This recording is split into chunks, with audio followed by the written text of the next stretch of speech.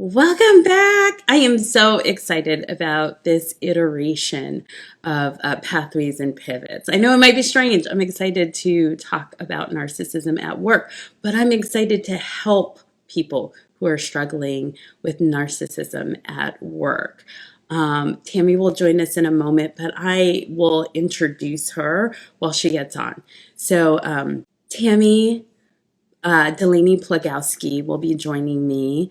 She has worked for over 20 years in the public health sector in Canada, has implemented programs and led initiatives, and really knows how important it is for leadership skills to emerge. And that's how she went into coaching and helping other leaders. And the reason why we are having this conversation today is because in my own coaching practice, I have come across a number of leaders, and particularly recently, that I am trying to help work with narcissists. And the thing about working and dealing with narcissism is it is a little bit of the exact opposite of the way that you would expect to deal and behave with other people. Sometimes addressing the issue directly is not really helpful, being honest, sharing more information, and we have to go against a lot of our gut instincts to protect ourselves and to protect our mental and emotional well-being. And that's why I think this conversation is so important to have. I know it's something that I have personally struggled with. And I know that there's so many other people who struggle with it today. So one of the reasons why I want to have this conversation is because I was dealing with a leader in the past couple of months that is working with a narcissist. And as I was looking for different resources and things like that to support this person, I came across Tammy's work. If you haven't heard of it, checked it out. She has great resources in general on leadership, but she has a great YouTube video on dealing with a narcissist at work. And she really gives you step-by-step methodology for how to handle it and how to deal with it. And so I am super excited to go live with her. Well, hello. There you are. We made it. We did it. I know. Technology challenges today.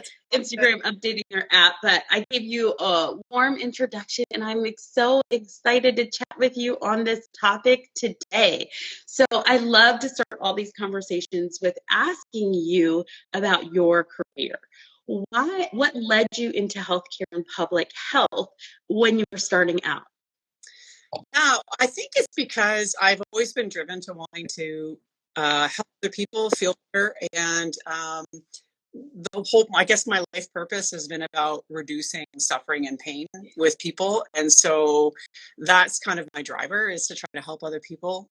As a nurse, when I first started, it was really about that tangible, hands-on, helping people improve themselves and get healthy. But as I went into emergency management, then it was about mitigating big issues, big challenges. And now as an executive/leadership coach, I get to help leaders improve their leadership, become more empowered, have, just increase their leadership confidence, basically, and helping women in particular overcome certain bias that they might be experiencing and maybe feel stagnant or imbalanced in their career. So that's kind of where my passion lies now. So, yeah. I'm really curious about the pivot. The show is called Pathways and Pivots, How to Design a More Fulfilling Career Without Starting Over. And I always love hearing people's career stories because it feels like there's something so uniquely you. And you talking about really wanting to alleviate people's pains and help them be healthy directly ties to this conversation that we're going to have about how to work with the narcissist. So I want to know, how did you get from public health into executive and leadership coaching? So it's a great question. It was one that evolved over my career. And I think that the biggest driver for me was when I was in my executive role, I had sort of, I guess you'd say, direct impact to the people that I had reporting to me or to colleagues that I would help sort of coach in terms of their career paths or what have you.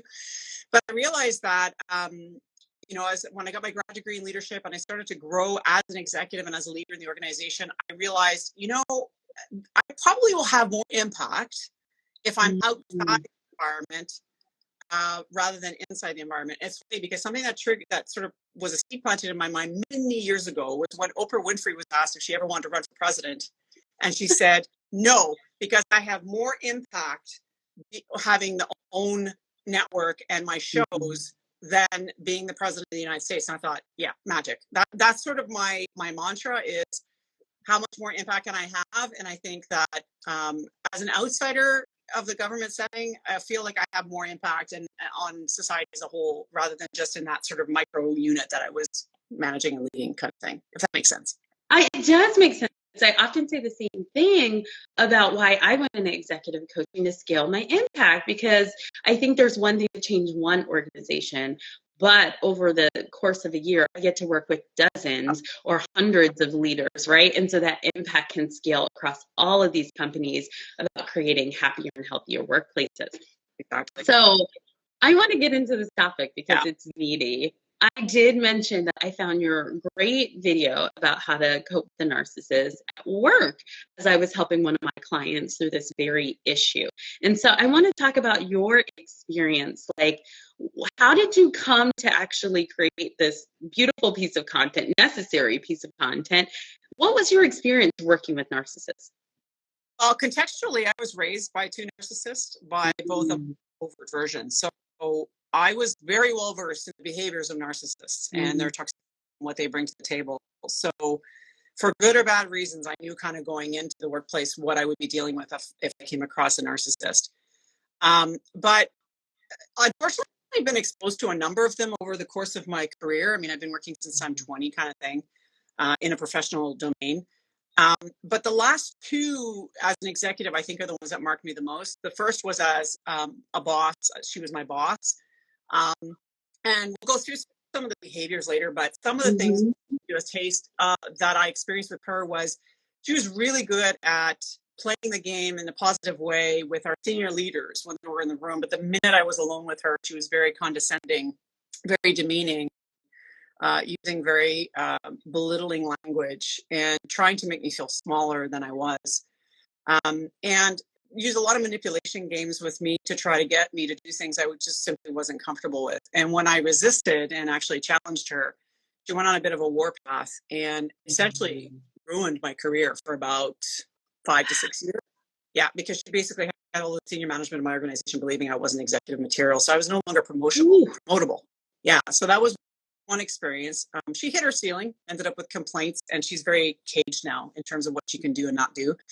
The other was just most recently was actually one of the major drivers to me actually pivoting and changing my career, because I thought, no, I got to do this kind of work outside of the government setting. Was an individual who was my colleague. Although he didn't see me as his colleague, he thought he was more than, because again, they have grandiose perspectives of themselves. But he was very mistreated me, tried to make me look like a fool in front of others, and harassed me. I have a number of emails that I had kept and so on. But here's the difference is that on that particular situation, I employed some of the tactics I have here. And I actually got a much more positively leaning way than he did. And I ended up being more protected, if you will, from the impact of this individual. And he also hit a ceiling and eventually had a number of complaints against him and is still on leave from what I understand. So there's a number of situations that I experienced that were quite toxic. I learned from the first one, got burned really bad. And then the second time I thought, okay, how can I show up as the solid one so that I can demonstrate, right? Not react, not go back to my reactivity from my childhood, but rather how do I grow out of this or grow up to this and really act a different kind of way of being. So that's kind of high level, kind of the two stories that impacted me the most before I retired. Yeah, I really identify with that. I've had bosses, I've had multiple bosses, but one in particular boss that was a narcissist. And it was a lot of game playing, like, go do this assignment, but you didn't hit the mark. Yeah. Well, what's the mark? But Yeah. refuse to clearly define what the mark is. It would do a lot of spinning up conflict. Yeah. Within teams and trying to get people to fight each other, and depending on how they fought, Right. he would pick a favorite, Yeah. right? Yeah. And like promote this person as they're doing this right and they're doing this right, and then if they fell out of favor, there's like a new favorite, right? All very common behaviors if you study narcissism. One of the things that I thought was really interesting in what you highlighted was also like there can be some benefits, right? Like there's certain roles, right? And I believe you talked about sales in particular, right? There's certain roles where like a grandiose view and someone being very charismatic and having to get to the gab can be helpful. And you can kind of learn how to use these tools and tactics for good. Yeah. In fact, it's funny because some of the most productive people and the most decisive are narcissists. And so they're promoted. They're promoted to power because they demonstrate their worth. Unfortunately, it comes at the price of everyone else around them. Yeah. In organizational culture, right? And I think that's sometimes what people don't miss. So let's talk about it. If you're not sure, right? Because one of the things I talk about and I see a lot in my coaching is people's natural instincts is when you're having conflict with somebody, you want to talk it out or you want to share your feelings, right? And you want to have this like really direct conversation and you want to have them have some empathy for you. And you think if you can just get them to understand, this is all going to be better, right? You know, I know it's not exactly the behavior that you need when dealing with a narcissist. I want you to give us some tools for helping to identify when you're dealing with a narcissist because your behaviors need to be fundamentally different. Yeah, and I think the question that you had posed prior to me as well was excellent. Was how do you know if you're just dealing with a difficult person versus a narcissist? And what I like to say is, and this is just my opinion, not based on some psychological manual. Okay, this is just my experience. Is that the big difference between a narcissist and a difficult person is the first few interactions that you have with them. So the days, months, or weeks are all about the narcissist is in scanning mode.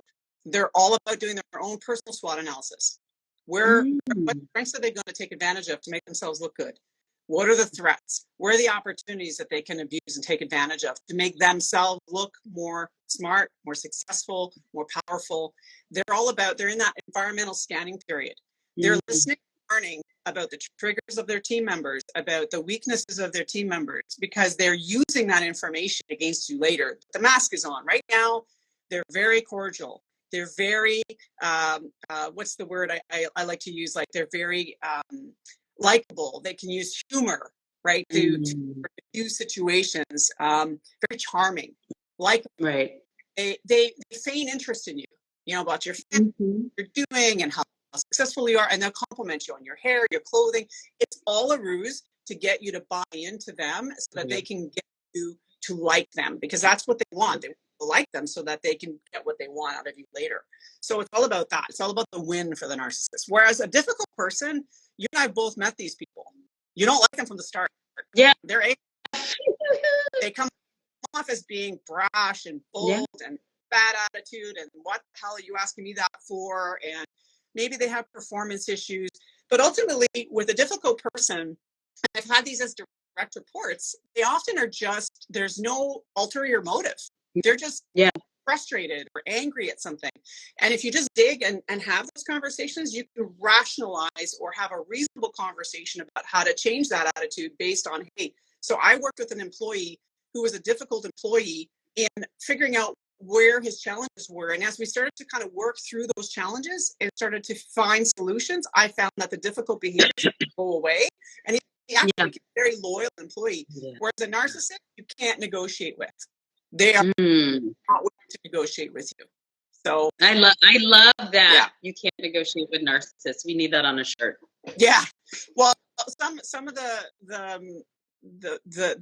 big thing to remember is that narcissists are they're very much about themselves. It's all ulterior, right? They want to do that for themselves, and it's not about the people around them. And so there's some other key behaviors. If you don't mind, I'll kind of sort of roll them off. Some is that especially if they're your boss, they'll be very self-absorbed, brag about their success and how smart they are and how successful they are and who they're hanging out with. Like they got to golf with the president last week or the president last week. And their connections matter, right? So they want to make sure they brag about the connections. They have an inflated self of themselves, so they're very egotistical. They can come off as arrogant and pompous. They know everything. Everyone else is wrong. They lack compassion. They don't give a hoop why you called in sick. They want you in to get the work done. They can be very perfectionistic. You were kind of alluding to this, where every time you bring something to them, you think you hit the mark. No, this is not what I want. Go back to the drawing board. This is garbage. And they can't articulate what it is that they do want, which I think is a really, really key sign. It's not just you didn't hit the mark, but what is it? What is the parameters, right? Yeah. And I love what you said about connections. Not only connections, I find perception. Yes. Right? I feel like protecting that perception. They want people to really think well of them, don't want to be the bad guy or the bad girl, right? And I think part of that is also when they're ready to kind of pounce on you to make you look crazy because everybody likes them and they have this great record and they have this great perception and they're the nice person. Yeah. If they're your boss, they demand and are entitled to your loyalty. They expect they don't care that they've disrespected you. You're loyal to them or else, right? Yeah. The one thing I found also is they have an inferior superior complex, and I kind of mentioned this before, where if you are superior to them, they will respect and or treat you accordingly. They might even feign weakness to try to compliment you, your manager. If you're their direct employee, though, they will treat you as that. You are less than them. You are not to give their opinion. They treat you like lesser than. That is their superior complex is real. They can't take accountability. This is something my dad was, oh my God, so good at, was not taking responsibility. I never, in his 69 years before he passed, ever heard, I am sorry. Never. Wow. Ever. Wow. Because always projecting, well, you brought me to this. You're the reason why I lost my crap. It's your fault that I got angry.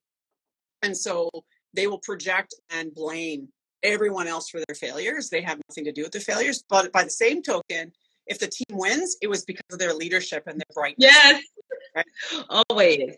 I love to call that kind of the victim-victor complex. When something's wrong, it happened to them. When we win, it's only because of them. It's like when our kids, when they misbehave, they're your kids. When they they're my kids. It's the same concept, but unfortunately in a more toxic work environment. And finally, what I'll say is they'll often use like gaslighting techniques, right? We all know gaslighting techniques, and gaslighting is one of them that everybody's talking about online now. And that's when they make you feel like you're crazy, right? Like, oh, I never said that. Oh, you totally misinterpreted me. Oh, whatever, context. I didn't mean anything by that. And sort of they gaslight you to think that you're the crazy one. There's something wrong with you. The victim stancing, everybody's after me, everybody's attacking me, everybody's after me. Hostile joking. This is another thing that happens in the workplace all the time. Wow. Look at you on time. My God. It's a small thing, but it's hostile, and it goes after your behavior that maybe you demonstrated once, but they're using that now over and over and over again to show just how bad you are as an employee. And then social exclusion, they'll purposely not invite you to a team meeting or to right? And so you find out after the fact that everybody went to dinner and you were not invited. So those are the kinds of things. Like there's more, but that's sort of like the ones I've experienced and can kind of recognize when you're dealing with that narcissistic, especially when it's your boss. Especially when it's and just like a setup for failure, right? Because I remember I was working on a project and I did the very corporate thing, right? But in advance of my project, I met with all my stakeholders individually, got their feelings, got their input, everything. We come into a big meeting that included my boss, that was a narcissist. And all of a sudden he said something that was like, I don't like this. And because of the environment, right? Everybody turned. Oh, I never saw this. I never approved. Just flat out lying because of the anxiety and the kind of fear and the kind of culture that was bred in the company. And so it just turned into a whole attack meeting, even though I had met with every single person before coming into that meeting. Yeah, the power dynamics, especially if they're the very senior leadership, can be really toxic. For sure. Absolutely. Yeah, that's a rough go. Yeah, or just you know, I'll be transparent. I talk about it a lot. I worked in the tech industry for a lot of years, and so it's very common at a specific company. You know, I was the most senior ranking Black leader in the company's history, Right. globally, right? And I was having problems with some stakeholders, counterparts, like listening to me, moving things forward. And my white male boss at the time, I was like, "Hey, I need your help. I need, you know, you to help me push these things through." And he's like, "I don't understand. You know, like when I ask for something, people just do it." And really couldn't see Understand like his own privilege. right. Yeah, like the dynamics. And I was like, yeah, you don't think as the CEO, I want you to lend your credibility to me. Yeah. I don't want you to go behind my back and do it or say it. And so those things do start to play on you, especially when everyone else might know the game and the culture or know how to survive in this culture. And it's you. I do think that the gaslighting works and it really starts to turn on you. So I want to know, what advice you have for people who are dealing with narcissists at work, like in struggling with this, because it can be so isolating and it can be so damaging to your mental and emotional health. Yeah, there's studies that clearly articulate that folks that are exposed to narcissistic abuse, it actually changes your biochemistry. It changes your brain. Ooh. So women, for example, who've been involved with narcissistic partners over the years actually have forms of CPTSD or complex PTSD because of this. Is a really important conversation to have because it really will erode your mental health. A really wise article writer that I read once said that you essentially, if you have a narcissistic boss, you basically have three. We can go through some tactics, but there are three things that really, three choices that you really have. One is to leave voluntarily, find an exit strategy, and move somewhere else where you're not abused every day. The second is risk getting fired or laid off, because the minute you kind of piss off your leader who's a narcissist, they will try to find ways to get rid of you. And the third is to stay and risk being abused and risk your mental health, your career progression, or your age. So to me, that's sort of wise words, that you really only have those three choices if you're dealing with a narcissistic boss. Recognizing that, though, an exit strategy can take months, sometimes a year or more, to exercise as you try to find roles somewhere else. And obviously, on the down low, you don't want to give the narcissist any sniff of that, because they'll do you a favor and fire you in advance. Yeah. Or mistreat you in the process. But some tactics that you can maybe take on during this time is, first, you need to recognize that you can't change them for anything. They're not going to change their mind on anything. You can't sway them. You can't negotiate anything with them. You just have to recognize that they're not going to change. That's the first thing. And then tangibly, there's a few things that I did as part of my tactics. The first is, do not engage them. You're not going to win a fight with a narcissist. You're just not going to. They will win, because remember, they've been studying your behaviors, they've been studying your triggers, and they will use those against you so that you lose your cool and you're the one that's like the irrational one. That's their goal. They want to use that energy to try to prove that they're the ones that are correct and right and justified. So knowing that going in, like, for example, my dad, we had a huge blowout when I was establishing boundaries as an adult, where I went like zero contact, essentially, post, for a number of years. And he called the cops on me. Wow. Claiming elder abuse. He was twice my size, had more muscle than I did, but he was claiming elder abuse. I laughed. But that just shows you, they're the first to call HR. They'll be the first to labor relations type of thing. So be careful about how you deal with the narcissist in that way. Some phrases that can help you disarm when you're in the situation is things like, I hear what you're saying. You don't need to agree. You just need to honor that you hear what they're saying. And sometimes that's enough to disarm them, because they feel heard. Yep. And they think that you're on side, even so you're not. Right. We both have the right to our positions. That's what I've used. Right. I like that one. When they get really angry, you can say, you know what, your anger is not my responsibility. Ooh. Now that won't set them off more. It might. And you just walk away. Okay. Right. Okay.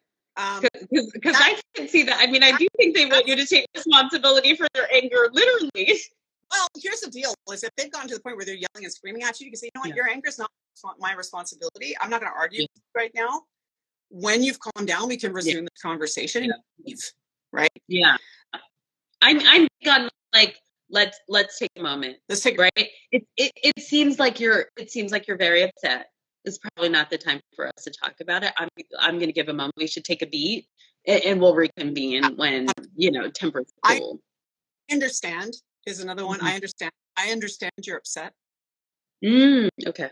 And the other thing is, you can also say things like, you know what, that perspective is really interesting. I might not necessarily agree to it, but I find it interesting, because then you're acting their input or their position on something. So you're not necessarily demeaning them. You're just saying, well, I don't necessarily agree with you, but and they may try to argue with you. In that case, you're like, I'm just not going to argue with you on this. We're going to have to agree to disagree on this and just walk away, right? I mean, that's sort of some phrases that may or may not work contextually depending on the situation you're in.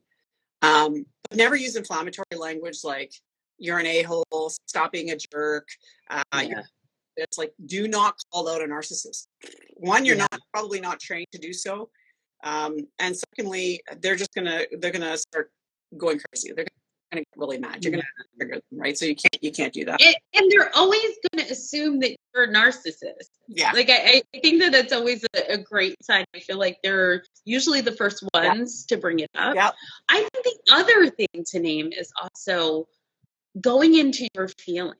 Right. And like protecting your feelings in front of a narcissist, going into your feelings and getting emotional is not going to be helpful either. And I feel like that's the biggest thing I have to coach on, is because people want, like, if they can just understand, if they can see me get vulnerable, if I'm crying, and I'm like, that's the point where they're going to pounce and they're going to actually dig in and try to hurt you more when you're showing your actual vulnerability. So it's important to really keep your cool and hold it together.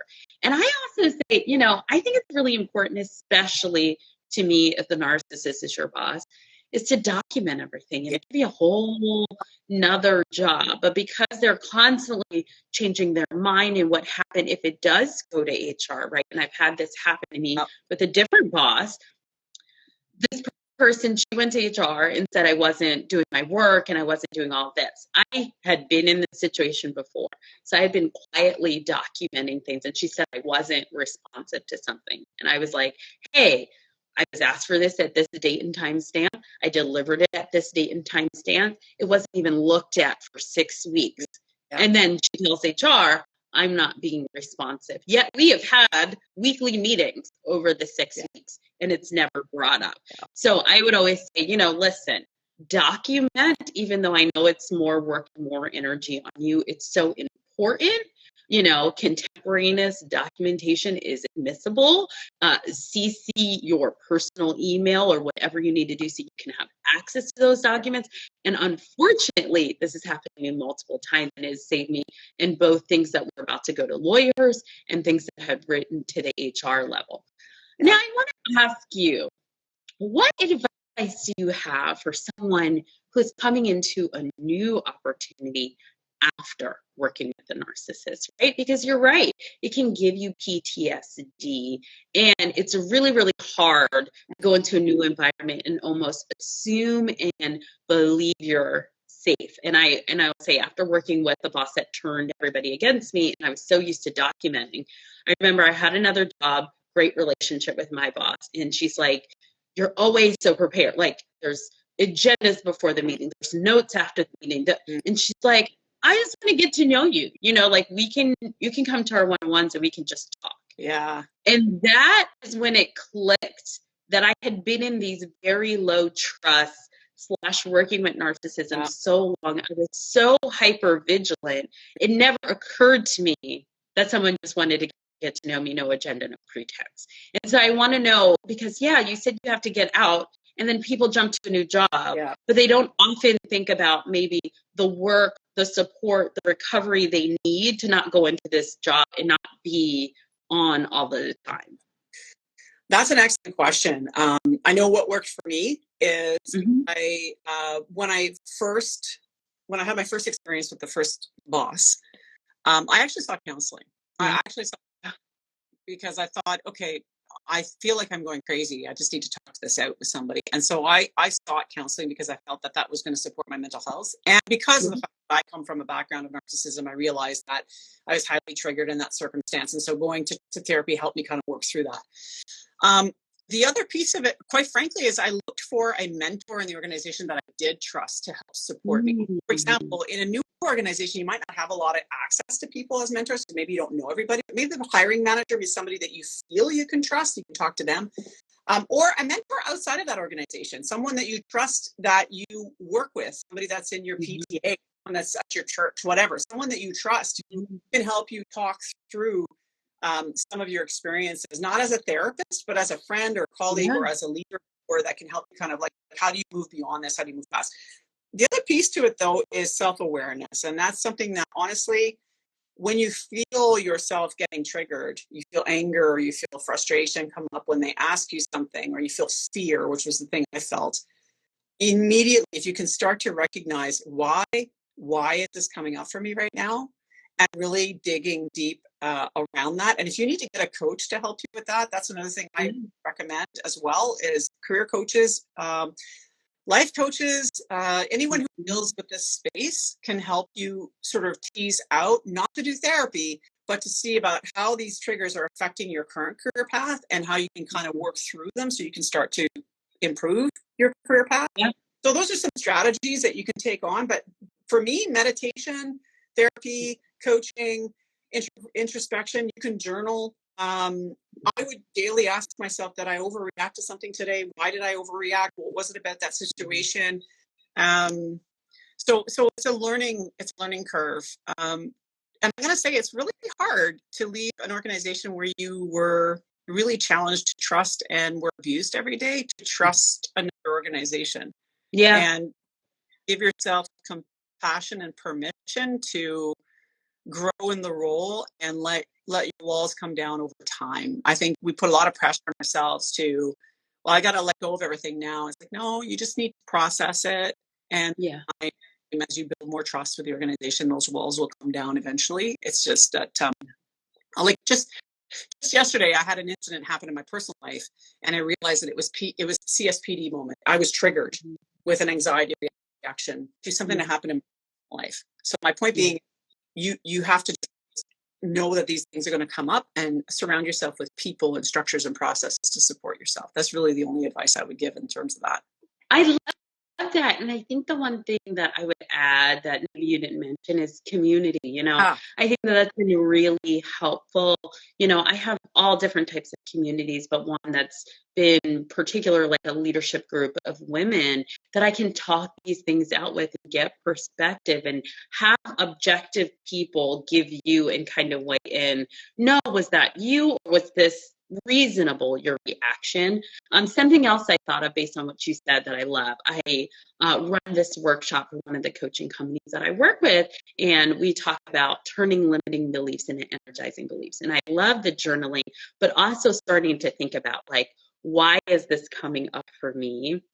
Is there any proof or evidence in why I believe, someone might be out to get me, or things of that sort? How can you turn this into more of a positive, energizing belief, and then go find fact for that? I would also say, when you get, triggered in the moment, think about your history with this person, right? Is this a pattern of you feeling a certain way with this person? Or is this something that is a memory from someone else, and kind of teasing and trying to judge every individual based on their experience with you? The other thing that I just want to bring up, and I thought my therapist said this to me, and I thought it was so important.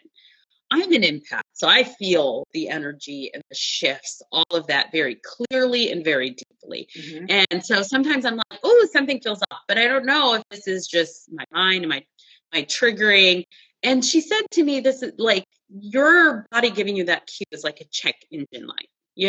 It's a warning. Maybe something serious is wrong. Maybe it's not serious, but it is worth investigating and believing that shift. And so I kind of want to offer that to somebody, because I think sometimes we try so hard to minimize our feelings, especially when we can't rationalize them. right? And in the workplace. And to your point, sometimes, especially with dealing with a narcissist, it's like they are so nice and they are so kind, and I'm feeling this and no one else is feeling this, right? So sometimes we ignore our emotions when we can't rationalize them. And I think it's important to pay attention to them and to do the diagnostic and investigate, where is this feeling coming from? Is this rational? Yeah. Do I have any evidence to believe? How can I get an objective opinion? And like you said, I think give yourself grace to open up over time and see if it's safe. The one thing else I'll add, I got this from a different therapist who did a workshop about this. And it was much more dealing with, people who are addicts in your family. So trust can be an issue and derailed. But she called this method kind of share, check, share. And I think as you're going into a new workplace, that framework might be helpful. And the whole concept was, you don't have to open up and bare your soul overnight. The whole point is you share something that might be not sensitive to you, like I'm a mom, and see how people deal with that information, right? And then you kind of go a layer down and you kind of get to that place of vulnerability over time. So I often use the example, I'm a mom is the highest level, something you can see and read about. I don't always lead with it though. So sometimes people are surprised. They work with me for months and they're like, you're a mom? I'm a mom. But that's not sensitive, right? But if you get to know me, you might find out I'm a single mom. Right. And if you get to know me a little bit deeper, you might find out I am a divorced single mom. Right. And if you get to know me and we're close, you probably know what happened in my divorce, right?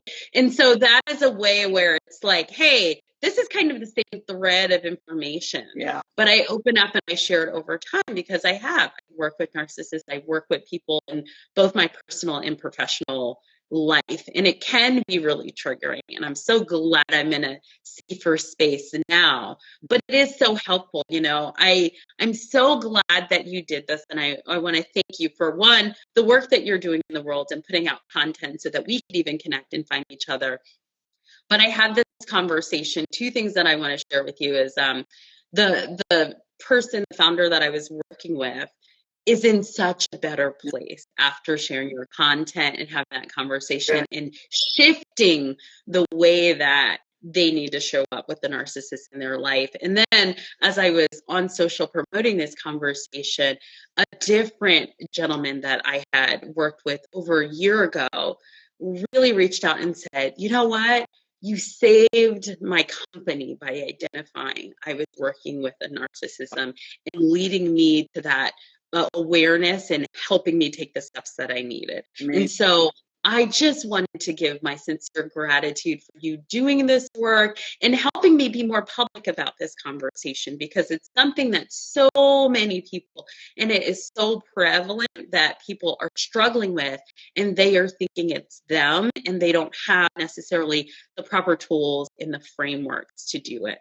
So Tammy, for anybody who wants to learn more about you or to find you and your great work, where can they do that? Well, the first thing, they can check out my YouTube channel at On the Level Leadership. Just so you can look up On the Level Leadership and you'll find me there.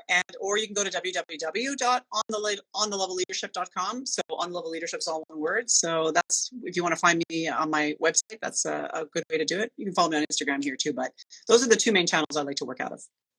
I love that. So please go check out Tammy in the YouTube video that I am referencing about how to work with the narcissist is there. And it's really a step-by-step kind of manual about how you can work through it. And she sprinkles in her own personal stories, which is rich.